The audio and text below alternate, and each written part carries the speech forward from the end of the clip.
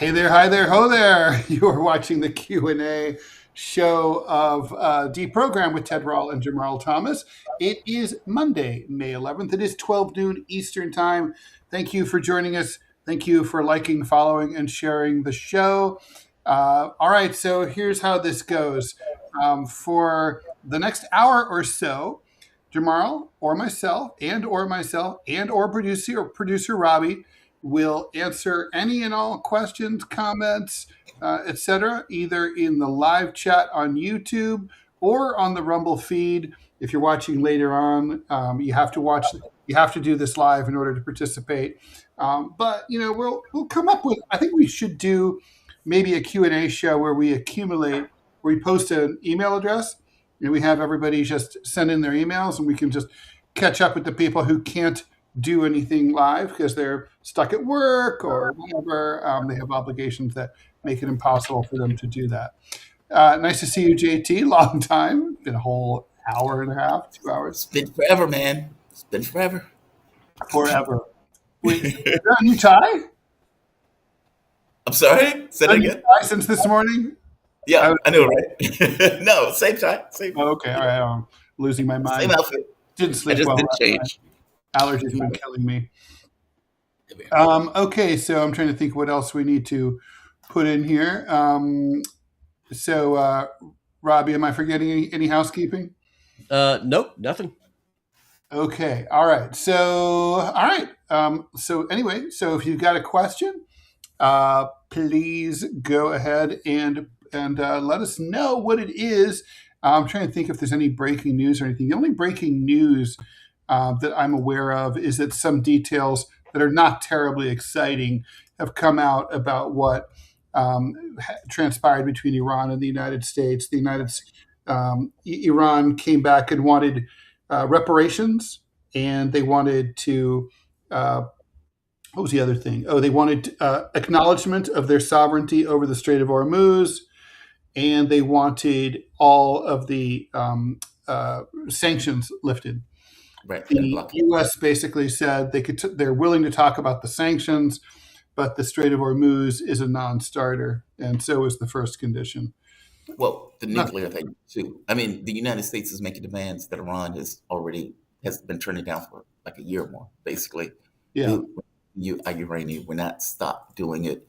We're not going to talk about the ballistic missile program. These things are off the table, and they're off the table until the blockade ends. Meaning this is not something we're going to talk to you about, considering you've attacked us in the middle of negotiations the first time around and have another unprovoked attack this time around. We need to end the wars, not just this war, but your dog in the Middle East, Israel, that is committing those wars. Now, they're being strong about it, as they should be. Yeah, no, I mean, for sure. I mean, I don't know. Honestly, I don't see how you settle this. This is kind of like when you go to the flea market and someone's selling an item and they want it. You're thinking that's a $8 item and they want $100, and you're like, should we even negotiate? Because it's like we're so far apart. There's nothing really to talk about here. We're not going to be able to get to a sale, right? Right. So, but getting to the sale in this case, the allegory would be we need to fight over it to determine whether I'm strong enough to sustain the position that I'm in. Meaning what they're fighting over ultimately is, are we strong enough to defeat you militarily? And how much work would it take for us to do so? And Iran's point is, you're not strong enough to do so. And we do not have to meet. Meaning, if you are the stronger party, there's this understanding or this kind of contextualization of, okay, this is the stronger party. I have to accede to the stronger party in this because otherwise they can inflict X amount of damage on me in this process. But if you have a disagreement on the relative strengths of each party, then the only way to fight that out is through fighting, which is why I always thought this war was going to take place. And I go further, that I always thought the war was necessary for Iran to establish you are not as strong as you think you are. There are limits to your power. And this is them meeting that limit. It's just, I don't know another way around it. By the way, one of the truly surreal aspects of these negotiations is this thing about, who has control of the Strait of Hormuz. It's kind of like, the map determines that, right? Geography determines that. I mean, it's sort of like, even if Iran promises we will never ever lay our hands on the Strait of Hormuz forever and ever, no matter what. I mean, okay, they can say that, but if you're the United States or any other country who has shipping going through there, you're like, but the reality is they have takebacks anytime they want because they're there, they live there, and that's just reality. And similarly, if the United States says, well, I mean, it's kind of like, why are you even discussing that? I mean, just by being Iran, you have control over the Strait of Hormuz. I don't understand why that's even something that you would even bother to negotiate. I mean, you could ask for a commitment to allow shipping, sure, but when you get to the big top issue of, who has sovereignty over it, it's like, well, partly international waters, but the fact is we know who has control over it. Sovereignty doesn't matter. These things are issue of power. If the U.S. had power to take the Strait of Hormuz, then it would have. And in which case, it would assert sovereignty over it. And even in the context of Iran, I mean, for God's sake, the U.S. is asserting the right to tell Iran that it can't have nukes or that it needs to give up its uranium. We're well beyond the issue of sovereignty being acknowledged, right? Like, this is well beyond that. Like, we just kidnapped Maduro and threw him into a cage that, in a gulag, for God's sake. Sovereignty, from our point of view, doesn't matter. From our point of view, power determines sovereignty. Power determines whether or not Iran controls the strait. If we can take over the government, if we can knock down that government and turn it into chaos, then they don't own anything in the strait. And geography doesn't determine anything because they're a state. The government itself has been destroyed. That's what I'm trying to point out. Like, from my point of view, we are looking at this stuff as a hegemon that is out of control and that is just decided. Nobody's sovereignty matters. We will put tariffs on anybody for any particular reason. We would use our currency to destroy your country for any particular reason. If you just offend us, if we don't like you, hell, if you have social media accounts that are critical of Israel, maybe we will even go after you for sanctions. Like, it's that level of sanity, right? And so, no, we don't care about the sovereignty, in which case you're forcing them to fight to assert their sovereignty. And either we acknowledge that from the amount of pain that we have to encounter in the process of this action, or we don't. But that stuff gets meted out on the battlefield, which is what is being fought about now. Does Iran have sovereignty to control their own affairs in context of either nuclear power or just existence as a state? And now the war booty that was taken because of the war, meaning the Strait of Hormuz, from the standpoint of Iran, do you have the power to stop them from holding it? I think both of those things are no. No, I don't think you have the power to stop them from holding the strait, as you point out, geographical reasons. And no, I don't think you have the ability to tell them what they do in their country. I mean, the thing is, what's remarkable here is the United States has been defeated, and its defeat in many ways is more profound in 6 weeks than the defeat that it suffered in 14 years of fighting in Vietnam, right? Yeah. Because here's the thing, right? In the end, okay, so what did the United States lose when it lost Vietnam? I mean, obviously, war material, cash, money, treasure, lives. Okay, fine. But we have a lot of those. We go over there, we try to prop up the government of South Vietnam. Why? So we have access to cheap manufacturing to some extent and some natural gas. And supposedly to fend off the commies. Okay, but in the end, at the end of the war, where were we? No worse off, really. We waited, another 10 years. John McCain went to Vietnam. We got access to the natural gas, more cheap manufacturing. We don't care about the Republic of South Vietnam. The commie stuff was a fever dream. So we're not really worse off. The United States didn't really lose anything. But with Iran, we had something that we now no longer have, which was free. We had free passage through the Strait of Hormuz, and we had international oil markets that we could manipulate and control to our benefit of manufacturing. That's gone forever in 6 weeks. That's a huge defeat in a very short time. I mean, I mean, the most that the United States could hope for is to mitigate the damage now. There's no victory. Victory is not happening. I don't think you can get to a draw. I mean, I think, you've lost. You've lost something that you had and you can't get back. And it happened in just a matter of weeks. What a bunch of morons. And, Netanyahu gave an interview, and we'll get to the questions yesterday on 60 Minutes. And he was asked, did you anticipate that Iran would block the Strait of Hormuz? He basically said no. He said no one would have seen that coming. I'm like, They said they were going to do it. Nobody? They said they were going to do it. They've been saying it for years. Like, I don't even know why this is shocking that they did it. I'm sorry. Is Netanyahu lying, or is he stupid, or is it both? It could be both. I don't know. I mean, like, racist people don't see the world clearly. I am a firm believer in that. Like, racist people don't see the world clearly. And maybe in his mind, I don't doubt for a moment that they were telling Trump, hey, look at all the protests. Hey, let's give these people weapons to create internal dissension while we simultaneously attack them. And we will be able to knock over the government and they will fall apart, et cetera. I don't doubt that that's what he was telling Trump, right? Mm. The catch is he dumb enough to believe that? Now, everybody in the room apparently Why wasn't not? dumb Why enough to not believe just? it. Why not do an old-fashioned CIA arm the opposition kind of thing instead? They did. During a war? That was the protests. I mean, they said as much. Trump was like, he was screaming at the Kurds because the Kurds apparently didn't give the weapons to the protesters that they were going to give. And it was leaked. I would say leaked, take it with a grain of salt, that there were internal dissent, that was being driven externally from the country.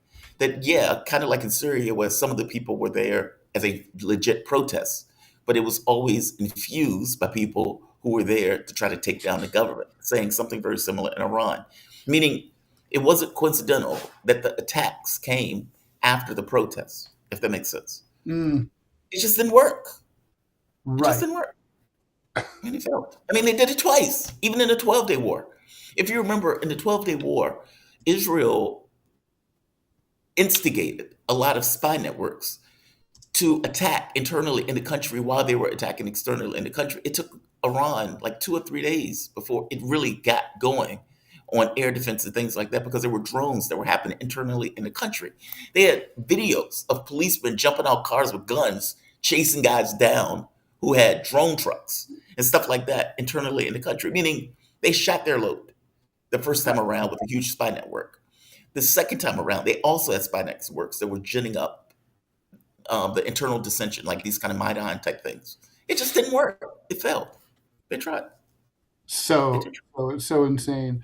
All right, we have a leftover question from last Q&A. So here we go. This is from Phileas Fob. Hey, Robbie, Ted said that Australia and some other Western countries have a two-party system and poor electoral turnout. One, Australia has a multi-party system, although most parliamentary seats are held by two parties, but there's usually a third party whose power is in hiding the balance of power. Okay, thanks for that clarification. Ted and or JT seem to be confusing ranked choice voting, called optional preferential in some other places, with proportional voting. Australia has ranked choice voting in the federal lower house and proportional voting in its upper house. No, I'm not confusing those. No, what I mean, so if you're in Germany, for example, they would have, let's say people went out, they voted, and you found out that 5% was Ted and JT party. Then Ted and JT party gets a certain percentage of the parliament when they get elected. Ranked choice voting is different. Ranked choice voting is like what they have in California. No, I know the difference. I know the difference. I know the difference. Okay. All right. Operators Kinch. Do you guys think Benjamin Netanyahu was trying to tell the American people that we're going to have boots on the ground? You want me to answer that, or you want to answer that? Yeah, I'm actually cogitating. I was kind of like thinking, I'm going to think about that while JT answers. I think it is a hard pill for me to swallow that we put boots on the ground. I don't know how we do it. Because if you think about like, what are you going to do? Have a military buildup? You're going to send 1 million men into Iran? Is that what you're going to do? And how are you going to do that? How long is it going to take to do that? Like, meaning how, like, and you're doing that with withering political opposition from the American public. Meaning this is not where you've seeded the ground, where you have, 60% approval for a military conflict, where you're putting boots on the ground like in Iraq or something like that. It's not that. You're at 30 something percent approval rate. And your polling on the war is just as bad, if not worse. I don't know how you go to the American public and say, and by the way, this war that we're losing, now we need to put boots on the ground in Iran, and it's going to take X amount of, weeks to build up the military force. This is not the 1990s. This is not the 2000s. I don't see it. I could be wrong. I could totally be wrong. These people are idiots. But man, you talking about compounding a blunder? That would be breathtaking. I don't see it. I could be wrong. No, I agree. Look, I 100% agree with you. It's the same sort of thing. I don't see it. Could be wrong. Look, we see a lot of bluster from this administration, right? I mean, they tell us, we don't, they broadcast insouciance, right? We don't care about the rising gas prices, a small price to pay. Look how long we were in Afghanistan and Vietnam. No big deal. But then we get the reports that behind closed doors, they're scared to death and They're panicking and they're like, holy shit, what the fuck are we going to do? I think this is exactly like that. They know, like, they're like, yeah, like, they send out the social media feeds. We're kicking ass and taking names. We're so much winning, we can hardly stand it. And then it's like, yeah, but behind closed doors, are like, fuck. Right. I don't even think that's individually. I think like they have cabinet meetings where they're like, fuck. And so, the Iran Lego videos, I think pretty much have Trump's number, right? It's kind of like, no, I don't see with 33 to 37% approval rating and 52 points underwater on the war. I don't see how you send boots, there's boots on the ground. You can send them, but, all you're doing is you're leading. I don't know, but then, well, you're setting up a midterm disaster. We should talk a little bit. We didn't do this. We didn't talk about the court ruling in Virginia against the Democratic gerrymander attempt. Up until now, it had looked like Democrats were successfully fighting back against the Republican gerrymandering with enough gerrymandering of their own in blue states in order to be able to neutralize it. But with the Virginia State Supreme Court, this puts Democrats back on their heels again, and they feel like they might still lose, probably still will lose the House of Representatives, but it might not be as much of a blowout as they were worried about. Yeah, I saw that. I think if I'm not mistaken, I was getting like a pedicure or something like that when it came on TV. But yeah, they basically pointed out, they struck it down. They, if I'm not mistaken, they said it was illegal in a way that they went about it, something to that effect. In which case, this can't go past. Democrats had asked that they put it on pause, basically still allow it to go through while it was being reviewed by the court. Well, at that point, it ultimately denied it. The court, A, didn't let it go through, but B, struck it down. So they are back to the drawing board and trying to fix whatever they were trying to fix. That's assuming they can even get this off the ground legislatively anymore before it gets to elections. Yeah. So, by the way, the Democrats are freaking out. According to the New York Times, they had an exclusive article saying that Hakeem Jeffries, the minority leader, basically was presiding over a meeting of Virginia Democrats in which they were actually thinking about some kind of seems like outlandish, but some kind of like workaround to depose the Virginia Supreme Court and try to get a new ruling by basically changing the retirement age for Supreme Court justices in the state, or I should say in the Commonwealth. And so that they would all be forced to retire. then they could replace them and put in for another ruling in time. I mean, that's none of this is going to happen, right? But it's That's that seems so outlandish. Like, look, two things. One, I think they should do it. B, I mean, so this is law of the jungle. This is political combat. The other side has no reservations for doing any of this stuff. Republicans will do it in a heartbeat. I don't have any issue with them doing it. I don't care. Both parties are trash to me. Two, this is a pipe dream. It's never gonna. There's no way you're gonna get them.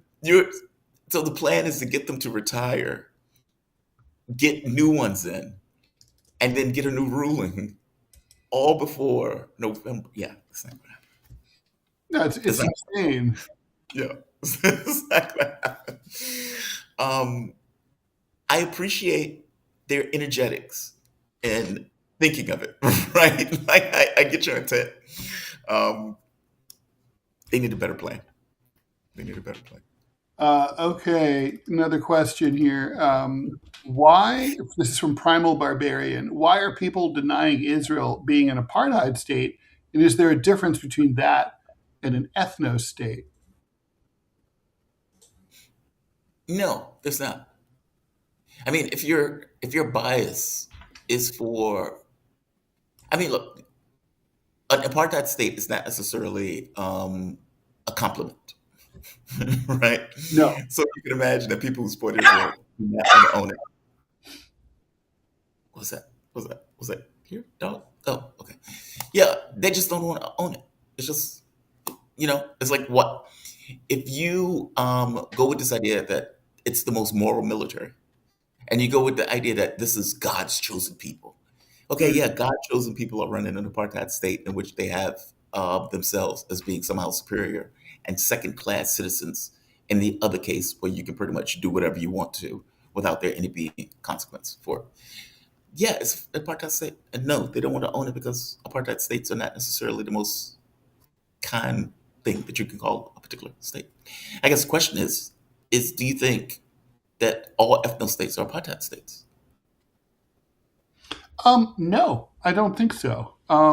So I think an ethno state is a state that where identity is placed around a certain ethnic group, right? So the idea of Israel was it's a Jewish state, therefore you have to be Jewish to be a full-fledged member of it, and it's first and foremost it's a home for Jewish people, right? In fact, it's home for a specific kind of Jewish people, right? Like there's like Reform Jews aren't considered full Jews under Israeli law, for example. But it's possible to be an ethno state and not be an apartheid state, right? I'm trying to think of an example of that. Like Saudi Arabia, I think is an ethno state. I would say. Okay. Ethno in what sense? Japan is basically an ethno state in that like it's so homogenous, it's de facto, right? It's so homogenous, it's almost impossible for someone who's non-Japanese in ethnicity to become a citizen. It's virtually impossible. It has happened, but it's very, very hard. And it places its Japanese supremacy. It's worn out in public. It's very clear. But it's not an apartheid state. But Right. like now, I'm trying to think: can you be an apartheid state and not? Well, South Africa wasn't an ethno state. Apartheid South Africa was well aware of the fact that whites were a small minority of the population, that it was basically a colonial project, and it was proudly trying to keep on. But it was an apartheid state. So I think you can have Israel's both because of because of the way that it treats non-Jews and Jews, and specifically targets Palestinians and totally differently. Like literally, it even sorts their traffic through differently based on their different license plates, Yep. right? So, yeah, it's a really good question, though. I guess I agree with that with Japan. I mean, that's a good point. I guess when I was in Japan, I didn't feel that way, but I wasn't trying to be a citizen of Japan, if that makes sense. Right. Um, yeah, that's an interesting one. Yeah, Japan might be a good example. De facto. Yeah, I I mean, feel that. yeah, I mean it's super interesting. All right, so question here from Matthew 3000. What if the plan was to close the strait all along? What if they wanted oil prices to rise, inflation to rise, and possibly even famine and global chaos? Who wanted it? Israel or Um, Iran? doesn't say. Um, I guess we're talking about like the Trump administration, right? Oh, I don't think they wanted that. I don't think they wanted that. I think Trump's blockade is a response. I think Trump legitimately thought that they were going to knock over the government. Like, I don't think these are rational minds would have said, this isn't going to work. And what happens if it doesn't work? And it doesn't seem like that factored into the opinion. It seemed like we're attacking them. We're going to take them down. Oh my God, we didn't take them down. And oh my God, they've taken us straight. Now, what are we going to do? Oh, let's blockade. Mm-hmm. Despite the fact that the blockade can't be sustained by the United States. Iran has all sorts of land routes at this point that have opened up. Not to mention, Iran has just had a train going to China, and Pakistan has opened up all these land routes for Iran to get its oil through, meaning it extends the amount of time that Iran can last in a way that I don't think, meaning, do you think the US can maintain this for 3, 4 months? I don't think so. That's And what is, about yes, and that's about it. yeah, About like, 3 4 months is like game over. It yeah, can it get past Labor Day? I don't see it.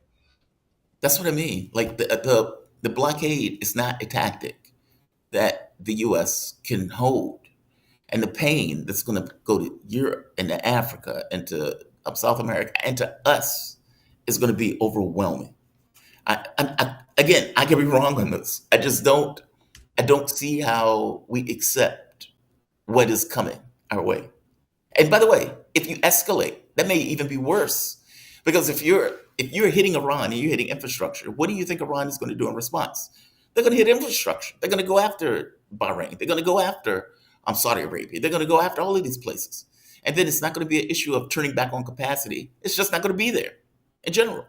Like, there is no good options. This was a blunder of epic proportions, but and we're gonna feel it. Yeah, it clearly was. All right, here's from Sean Lewis. Any word about John coming back on as a guest? I ask since it seems he's limited to what his agency will let him do now. Do you think he would get the green light to come back on the show as a guest? Um, I don't know. Look, I haven't heard from John at all since, in any form, since the morning before his last show. So I don't know what's going on with him. I don't know what, if anything, CAA is telling him to do. I don't know if he wants to come back on as a guest. I don't know. I literally am just completely at a loss. I don't know what to say about that. Yeah, Yeah, don't know. I mean, he's certainly welcome to come back on as a guest, as far as I'm concerned. yeah, I like John. I've always liked John. He's very affable. So yeah, we'll see what happens there. I guess that's a question for him. Have we discussed the trend of groups of people running into Scientology buildings and see how far they can get? Hilarious. What? I have not heard What? this at all. I hope they have their arms in the what is it? The run where they hold their arms behind their back as they're running through the thing. Oh God, what was the thing? It wasn't. It's not called Occupy Roswell. It was the Run on Roswell. What is it called? There was a catchy title for it. Do you remember this? Where it became this big trend where the people were like, "We're going to meet up on this date, and we're going to do the what is it, the Naruto run, where they run with their arms behind their backs. So we're going to do it to Area 51." And and so many people were going to do it. Meaning, the guy started as a gag. It took form, and people were like, "I'm going, I'm coming, I'm coming." And you had all of these people, hundreds and hundreds of thousands of people saying, "We're going to go to Area 51 and we're going to do the Naruto run to Area 51." That the military came out and said, "Don't do this. You will die. We will kill you. Don't do this." I hope they do it with their arms behind their back. That is hilarious. It is very, very, very funny. John Park asks, and this is a good question: what would be your guys' top 5 priorities the next president should actually address? Go for it. Um, Well, poverty is my top one. yeah, I have to agree with that one. I'd have to Healthcare, say war, healthcare, um, wars. permanent unemployment. Yeah, well, yeah, militarism, permanent.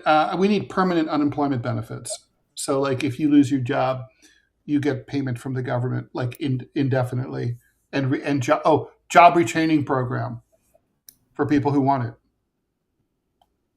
Yeah. Um, What is home, that for?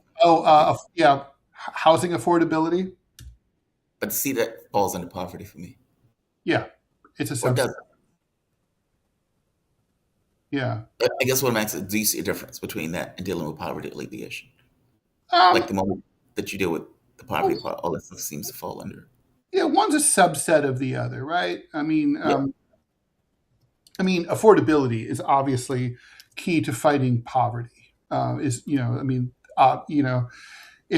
things are affordable, then you're going to have less poverty, but you'll still have some poverty. But that So, just means you need abundance. If you right. have more, then it costs less. But that's not really the way our system works. I mean, and that goes at the heart of the system in general, right? Mm-hmm. Mm-hmm. Yeah. Yeah. All right. Let's see. Okay, if Russia was justified to invade Ukraine because it had a hostile foreign power and alliance close to its borders, would the West have been justified in invading the Soviet Union during the Cold War for the same reason? It would have wanted to. It just couldn't. They don't, I mean, do you really want to fight a war in this sense? Like, meaning, do you really want to fight a nuclear war? And if you're talking about that at the end of World War II, well, what do they call it? Operation Unthinkable or something like that? That they were counting going after the Soviet Union or something like that. Like, Right. meaning Russia or the Soviet Union had just proved itself when it killed 90% of the Nazis that were on the Eastern Front. The West was not, Patton wanted to have that fight. The West did not. They had just fought a bitter war, right? You just had tens of millions of people came, and these guys were your allies in that fight. Do you really want to turn around and have that fight? And if we think about it, the United States, for the most part, there was still the strangulation of the Soviet Union. I mean, even the expansion of NATO going almost tried to create this Hobbes choice in regards to dealing with Soviet Union. The issue wasn't whether or not they wanted to. The issue was they didn't have the power to. This stuff wasn't about feelings. It was about, do you have the capability of doing X or Y? And are you willing to take the lift in order to do it? And what are the consequences of it? That's foreign policy. It's not about, if they could, they would have. And they still had things like Operation Gladio, where they were using like terrorists and stuff like that in order to try to destabilize the Soviet Union. No, I mean, they tried. Yeah. Yeah. So that's my take. Give me your take on this. I mean, maybe I'm wrong. You're a student of history. Well, first of all, I have to admit, I don't understand the analogy at all because, like, basically, Russia, and I am very sympathetic to this, as people know. Russia basically was worried because it's like, look, we have Ukraine, we have hundreds of miles of border with them, right?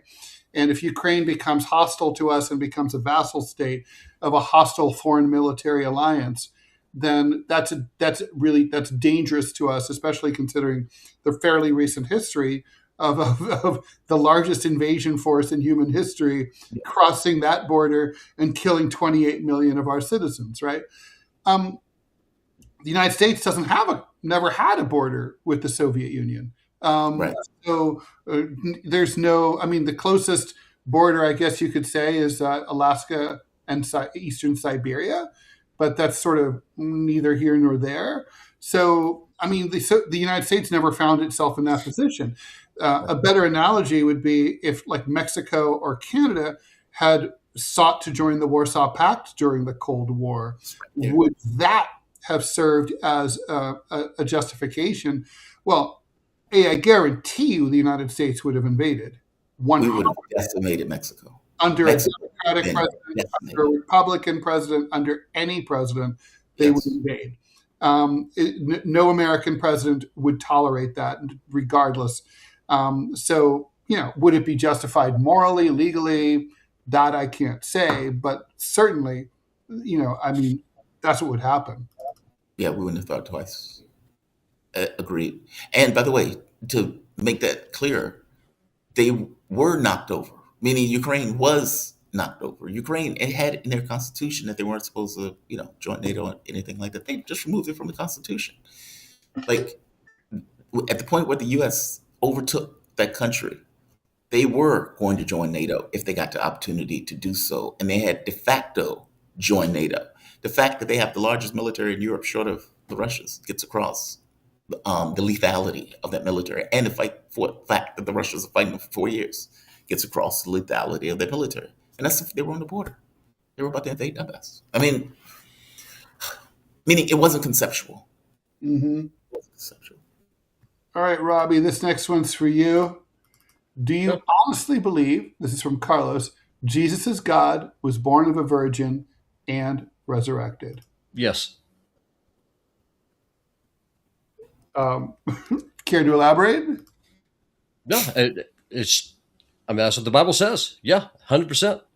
He's part of the triune gods, the Father, the Son, the Holy Spirit. He came to this earth as a living sacrifice, as a willing sacrifice to pay a debt that I could never pay. And he went to the cross for crimes that I committed that he did not. He resurrected. He is at the right hand of the Father. And one day he's coming back. And I'm looking forward to that day. Robbie, what about people who were crucified that weren't Jesus?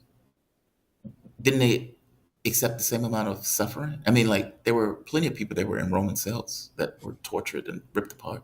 Sure. Why was his suffering more than theirs?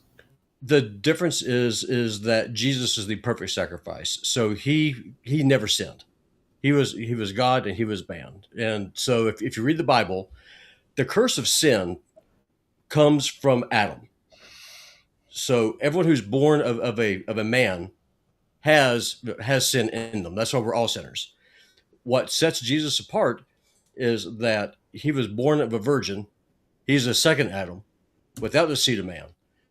And that's why he's called the Son of Man. That the first of the titles actually uses in the book of Daniel.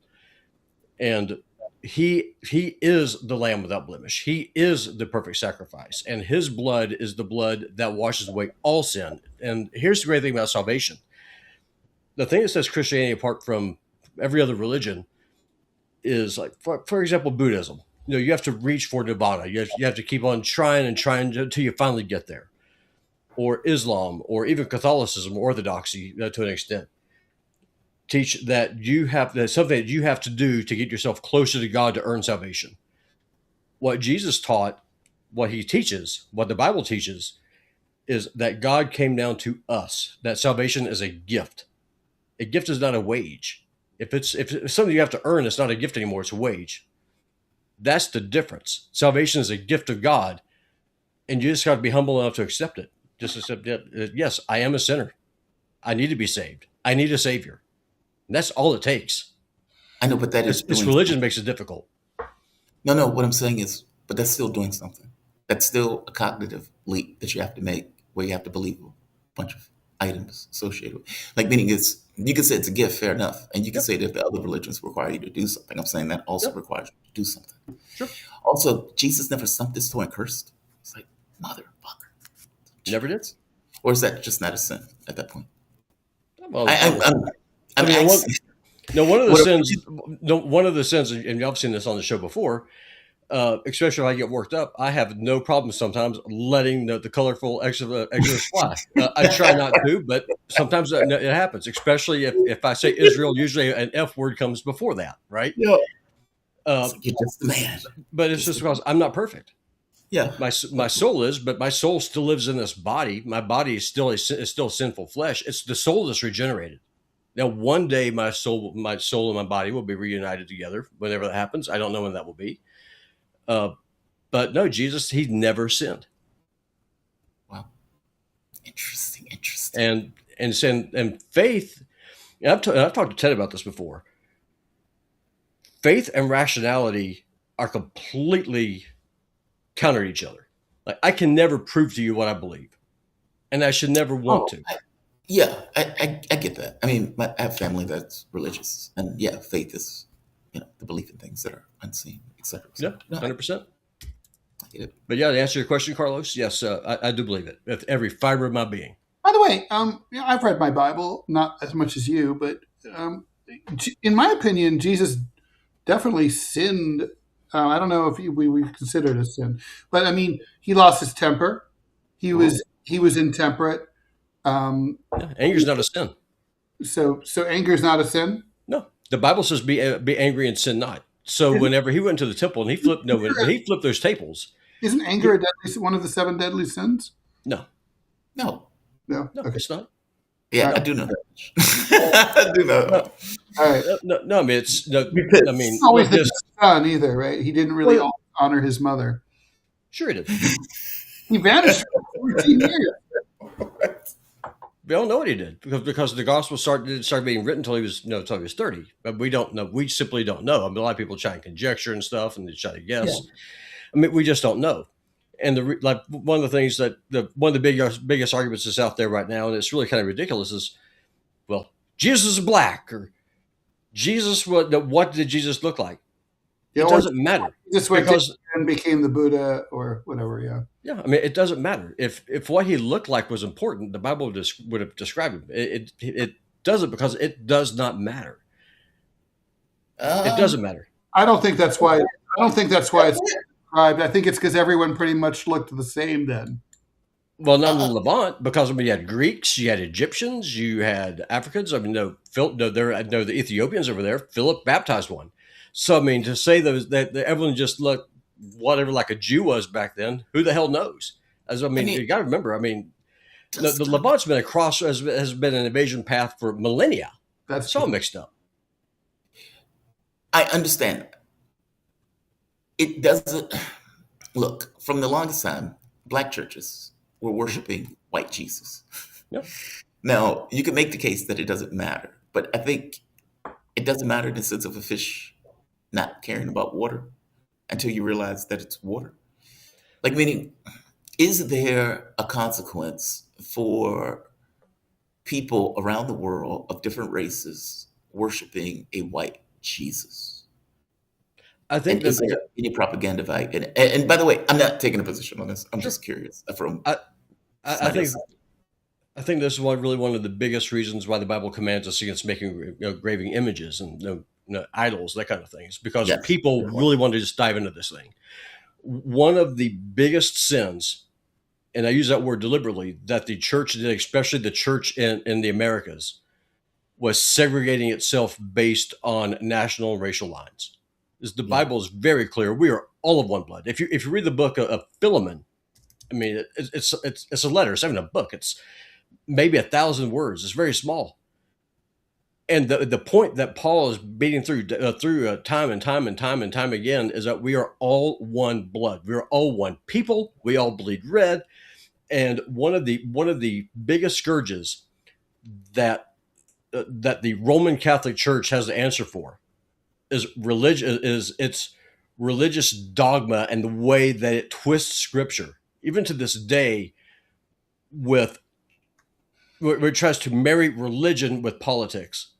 Right. And it's disgusting, it's a hateful, and it's a hurtful thing.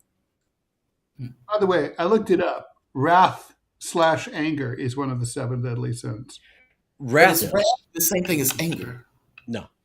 Because you got to remember, is the lawgiver above the law? The answer is yes. So, for example, when God was... Oh, wait. So the definition of wrath is an uncontrolled, in a biblical meaning, is an uncontrolled feeling of hatred, rage, and vengeance. Mm-hmm. All right. I mean, that sounds a little like money changer-ish, right? Well, you got to remember, Jesus came. So Jesus loaded whoop-ass in the... Well, he did, and also, and he's been seething about it for a long time. Well, Jesus said, I mean, he sat down and he took the time. No, he didn't find a whip. He sat down and he made this whip. He braided it. And so one of the things that people, and this especially in the West, people have a Star Wars view of Christianity. Like they think that it's Yoda, like no, hate the sin, not the sinner. That's not in the Bible. That came from Gandhi. Or talk about this thing about anger, about being wrathful, or talk about that hate is wrong. The Bible never teaches those things. I don't think Jesus himself would have said that he wasn't a sinner. Right? What are you talking about? Jesus, because he's divine, but he's also human. Correct. But sin comes from the Father. So if Joseph was his father, then Jesus could not have been God. Jesus. What? Wait. You said sin comes from the Father? What does that mean? From the human man. So, for example, the reason why my kids are sinners, the reason why my teenagers are jerks and are disobedient little pricks sometimes, is because I myself am a sinner, and whenever I impregnated my wife, that comes through me. That is why you're saying that your spunk is sinful. It's like your inner seed is what. Correct. That's why Jesus was born of a virgin. Bible where?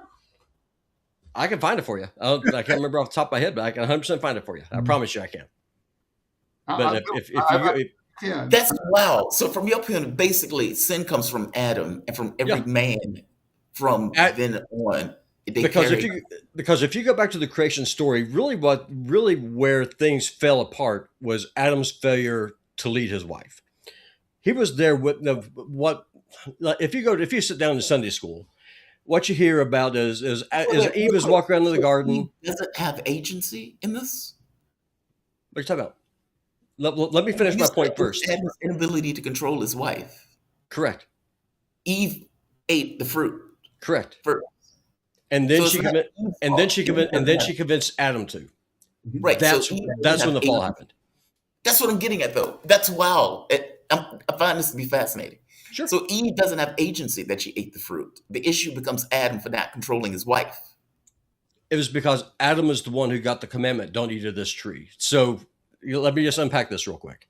Yeah. So if you go back and if you take the time to actually read Genesis chapter 3, and I know this is going off the rails here, but no, I'm fascinated by this. I'm fascinated by this because it seems like the woman is getting a pass, and I don't know why. It's because she does. She did not get the command from God. So when Adam was created, so when God created Adam, He told him you can eat of any fruit if you don't know about the rule, then you can't commit a sin. So if I don't know, I'm not allowed to rob liquor stores. Like it's totally cool. Yep, pretty much, because where there is no law, then you're governed by natural law, right? Okay, all right. So the issue was that Adam himself, the man Adam, he was told do not eat of this fruit, do not eat of this tree. The day you do is the day you'll die. Right. So, but Adam didn't die, though. God lied. He did not die. God did not die. Adam did die. His soul died. That's the whole point. That's the whole point about being born again. Whenever you're born, your soul is dead. That's what it means to be born again. When you accept Christ as your Lord and Savior, your soul is reborn. You are regenerated. You become a new man. That's one of the constant themes in the Old Testament and the New Testament. It's the old man and the new man. The old man is this flesh. That's my body. That's my skin. This is the old man. Mm-hmm. The new man is your soul that is regenerated within you. That is your soul. Your soul never sins. It's a fight inside of you between the old man and the new. Now, to answer your question, the command was given to Adam. Do not eat of this tree, or thou shalt surely die. Adam did not tell Eve.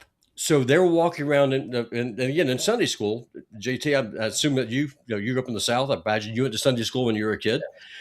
One of the ways this kind of taught us that Eve is walking around in the garden by herself, and the snake starts talking to her and says, "Hey, eat of this fruit." She eats of it, and then she gets the fruit and she takes it to Adam, convinces him to, and then he eats it. Is that what you were taught? Yeah, more or less. Yeah. The problem is the Bible doesn't say that. They were together. The Bible does not say that she was separated from the man. The Bible does. You can't put stuff into the text that's not there. So the snake was talking to Eve. She took of the fruit. She ate it. Adam should have stopped her, said, no, you cannot do this because the Lord commanded us, do not eat of this fruit. He did not do that. It was a failure of leadership on his part. He did not control his wife. Real quick, why didn't God know that Adam was going to eat the apple? I think he did know. Well, that's problematic, right? Well, because you got to remember, he's omnipresent and he's omniscient. So he knows everything's going to happen. I know, but that's what I'm getting at. So Adam is sitting in hell right now.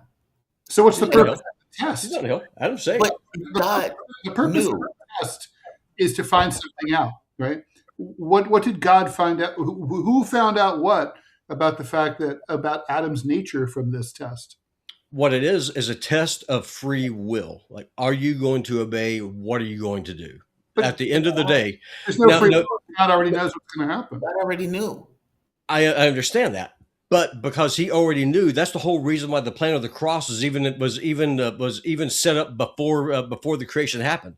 If you go through, like for example, if you read the Old Testament, talks about the Savior of the world, the Lamb of God, who was slain before the foundations of the earth. So he knew this stuff was going to happen in the first place. That's what's so amazing about the way that Christianity works, is God knew that his creation was going to fall, but he still went ahead and did it anyway. That's something we can't comprehend, because us, with the way that we see things, with our small finite minds, we look at something that's like, well, this isn't going to work. Maybe I should just do away with it and start over. Just blow it up and do a hard reset. God is able to see every single person that has been born from Adam all the way through whenever he pulls the plug on this thing. How long is that going to be? I don't know. Maybe it happened in our lifetime. Maybe 1,000 years from now. I have no idea. No clue. Before Netanyahu was created as a soul, did God know that he was going to do what he did on this planet? Hitler, everything else. Because everyone has a choice. We're not predestined to be whatever it is we're going to be. We all have a choice about the kind of person we're going to be, and he knows what those paths are going to look like. I get that, but are there people in hell right now? Oh, yeah. Billions. So God billions knew of people. Those people were going to be in hell when he created them. They had the choice. If they rejected him, then yes, they were going to go to hell. But if they chose him, they would be in heaven with him right now. There's a choice that they make. God made somebody that he knew was going to go to hell. Correct. For eternity. Yeah, or go to heaven, depending on the choice that they make. Like, for example, you Jamarl Thomas, you Ted Rall. The biggest desire of my life, because you're both my friends, is for y'all both to be saved and be with me in heaven one day. I have no idea if that's a choice that either one of y'all ever make. I hope to God that you do, because I love you both like brothers. But that's a choice that you make. And you can choose to be with your God in heaven, or you can choose to tell God, I have no interest in you. I have no interest in gift. I want to be separated from you forever. In which case, God will then allow you to make that choice. The choice is that you'll then be in hell for all of eternity, because God cannot abide sin. That's why I don't want to have happen for y'all. I guess what bothers me is that God created me knowing I'm going to end up in hell. Like, that's a choice that you make. But that's a choice that you make. I get that, but if I design a computer program called Life, and I have this ability to create emotions, feelings, all of these things to make sentient beings, but I create them in a way because I'm God, and I know that at the end of this life, that thing is going to hell, whether they quote choose it or not choose it. I'm creating something that I'm going to basically let suffer for eternity. Yeah, if it chooses to. But God knows my choice before I'm even made. You have two choices before you right now. That's one of the reasons why one of the foundational commandments that's way back in the book of Deuteronomy is this day choose life. We all have a choice that we're able to make.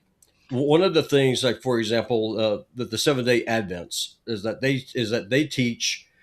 I think it's the 7-day Advents. Is that it's only a very select number of people who are from all of eternity who get to go to heaven, and that's it. Right. Everyone else goes to hell. Right. That's what you're talking about right now. Which is you're either a selected member of this election, which election means selection, which case there's no election at all, or no matter what you do, you're predestined to burn in hell. I don't know what God that is. That God is evil and is repugnant, and I would hate him with every fiber of my being. The God that I worship, the Lord Jesus Christ, the Savior of the universe, the Lamb, the King of Kings, the Lord of Lords, he gives us a choice. But it's not a choice. It is a choice. You can choose to live with him forever, or you can choose to be without him forever. The paradox, right, is, Robbie, is that, like, I think, correct me if I'm wrong, Jamarl, but I think the paradox is, if I give you a choice, and I'm an omnipotent being, I know in advance what decision you'll make as a result of that choice, then really, truly, because my foreknowledge means that it's predestination, which means he didn't really have a choice at all, right? Yeah, but even if you make the argument that I have a choice in this, and you do, you are creating me, Correct. knowing full well at the instant of creation that I'm going to bust hell wide open and I'm going to be there for eternity. If you choose to do so. So again, you're kind of treating this like a computer program, like a 1 or a 0. Because it is. But no, it's not. Both of these things are possible at the same exact time. Like today, JT, you could choose either right now or after the show, whatever, to give your life to Christ. That's a choice that you can make. I know, Robbie, but whatever choice I make, even if you say it's my choice. Robbie, but if God exists, then the God knows what choice JT is going to make. He knows both choices you're going to make, and he'll know the path that your life will take depending on the choices you make. I know, but he is creating me, meaning I'm creating a being that I know is going to suffer forever. If you choose it. Even though I could say this being has a choice, but I'm creating this being already knowing what the answer to this choice is going to be at the moment of creation, which means that for all intents and purposes, for a blip in time, he will exist. And for the rest of time, he will be in hell forever. Correct. That being that is creating me already knows what I'm going to do and where I'm going to end up. You could say it's a choice, but ultimately you're creating something to suffer forever. Okay. If you chose to become a Christian today, would you go to hell? No, Robbie, you missed my point. I need you to engage. I am engaging. No, I am engaging. I think what we're doing is that we're talking past each other. Suffering forever. Correct. He knows the choice. It's not a choice if he knows the choice. I don't know. I don't know, man. You're not making any sense. I think we're talking past each other. I don't think we are. You are making the point of saying it's a choice, which I accept. Okay, it's a choice. Let's say the individual has free will. Okay. By the same token, though, you're creating me knowing that despite the free will, that I'm going to hell forever. And I'm saying there's something inherently problematic with that. If I build a program and I have suffering for that program, but I say it's a choice, but I already know that in the creation of this thing, that this thing will suffer forever. But a program doesn't have a choice. You do. But I'm giving it a choice. I'm giving it a choice. No, man, we can't create life. We can't create sentience.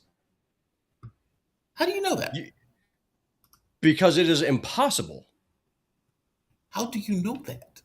I don't think that's impossible at all. Okay, then show me. Give me an example where human beings have created life. I know, Robbie. There were times where people didn't think people could fly, and they built airplanes. Well, that's something else, though. Because so one is a metaphysical thing where you are actually creating a life. We know from the bottom of so at the bottom of Lake Baikal in Russia, there is there's a hot lava vent that empties out into the bottom of the lake, and life generates there just from heat plus amino acids and water. That's it, and it just does. So we know that there's no question, sooner rather than later, under lab conditions, we will be able to do the same thing because it's not that complicated, really. And we'll be able to do that. We will be able to create life. I think the issue is sentience. I think that's what Robbie, is making. Over the course of evolution, those forms would become sentient. There's no such thing as evolution. It doesn't exist. That's a lie. That's one of the biggest lies that the devil's ever put out. But that's it's just like saying the earth is billions of years old. No, it's not. But Robbie, that doesn't explain the perfect human form that Sure does. emerged in the form of Donald Trump. But It it's is because eternal beauty. I mean, Donald Trump is not I would use as a picture of a perfect human being. But I think though, I mean, seriously, I think that what the disconnect here is that we see things from two very, very different things. That's true, and it's fair. And, That and is fair. so what I see is every choice that we make throughout the course of our life, if you are omniscient, if you're omnipresent, which we are not, so we can't even comprehend this. We're talking so far above our levels right now, at least I am, that I have a hard time even trying to comprehend the argument that is I'm trying to make here. Not because I'm stupid, but because my brain is simply too small. I cannot understand God. If I could understand God, he'd be way too small to be my God. First off, no, if your God's that small you can understand him, you're kind of crazy. Second, every choice that we make from our first breath to our last breath, my maker knows what those choices are for every person that's ever lived. Every choice that you make, and also every choice that you could have made. You could choose one thing. If I'm God and I know, not only I know everything that's going to happen and can happen, will happen, and not only that, I make it happen, and I know and I see it happen, then why do I even bother to make anything happen? Right? For your pleasure. What's the point? Like I know it's like I know I can do it. I will do it. Like what was the point of the Great Flood? The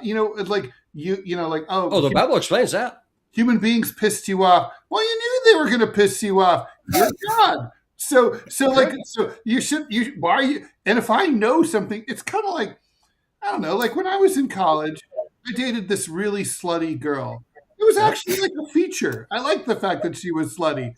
If she was wild in bed, she was slutty, she slept around.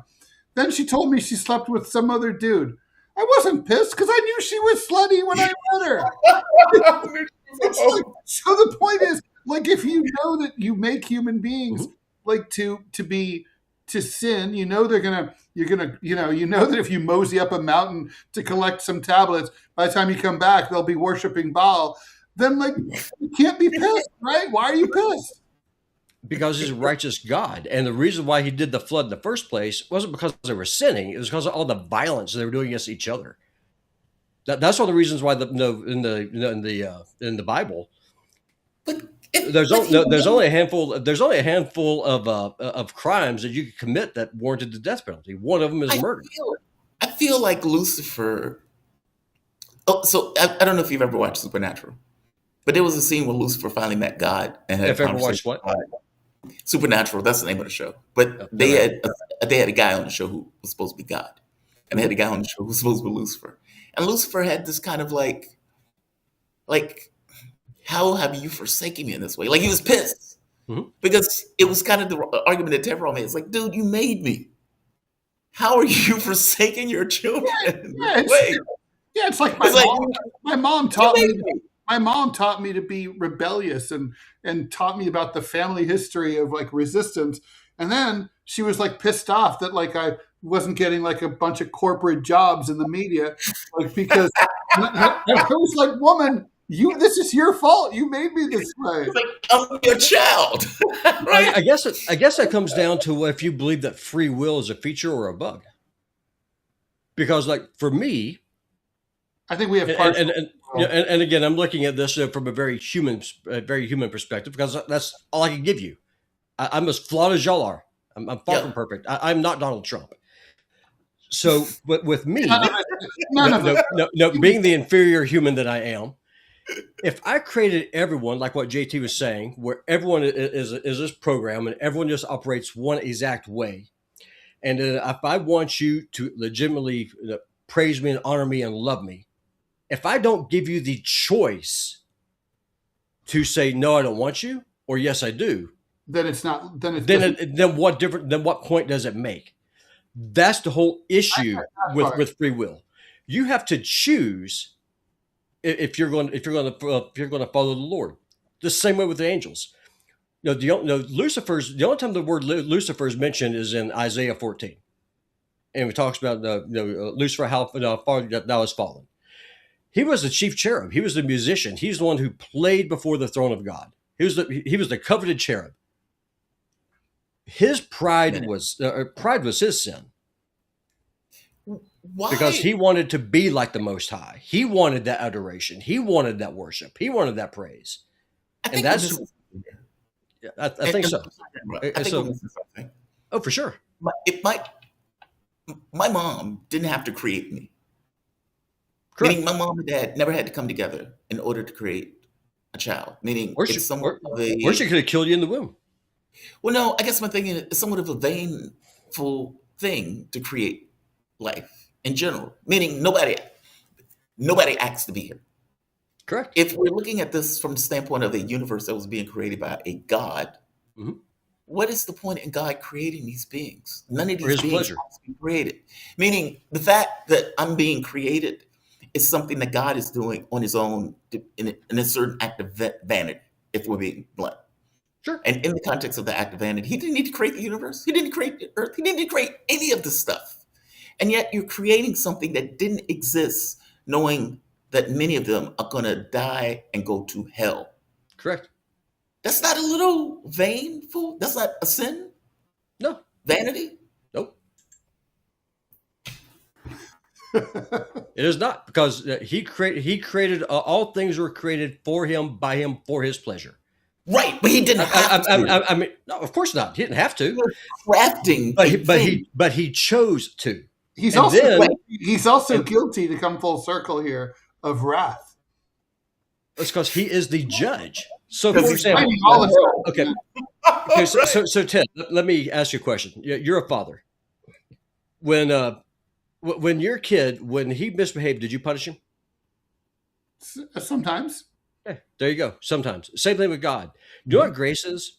You know what the difference is between grace and mercy? No. Tell me. So mercy is whenever you screw up and the judge gives you a lesser punishment than that which you deserved. Okay. Grace is when you screw up, you commit a crime or whatever else, and you're not punished for it at all. That's grace. That's what God is giving me. The wages of sin are death. That's full stop. I am a sinner deserving of a devil's hell. That is what I deserve. Me, Robbie West. You, Ted Rall. You, Jamarl Thomas. Everyone listening to this and the sound of my voice. You're all sinners, just like I am. You that way. You can accept salvation. You can accept the grace that God gives you. You don't have to go to hell. But it's the easiest thing in the world. It's the easiest thing in the world not to go there. It's something you have to choose to do. If God creates a bunch of creatures who are hardwired for sin, then isn't God creating sin? God did create sin. God created evil. All things are created by God. All things were created by God. I'm being punished for a situation I didn't ask for. Correct.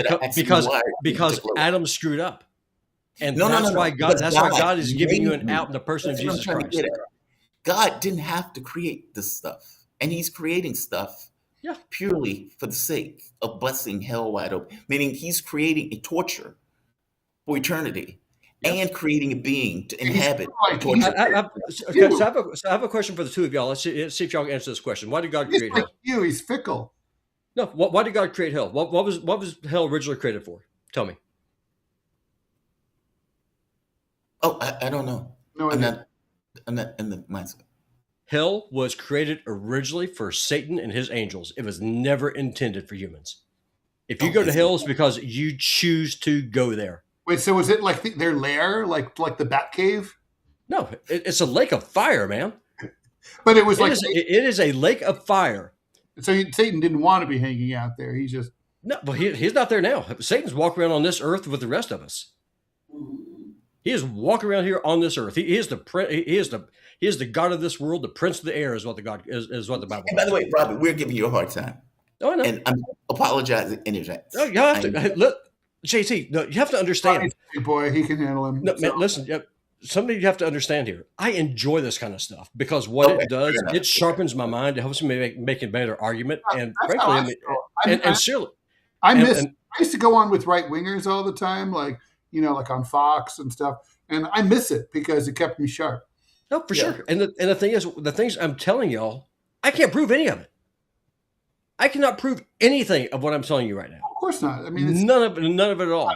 This is inherently not provable, right? So, well, by definition, it is. Yeah, but what I can tell you, though, from a sincere place in my heart, because you're both my friends, you're both my brothers. I've told John this the same thing.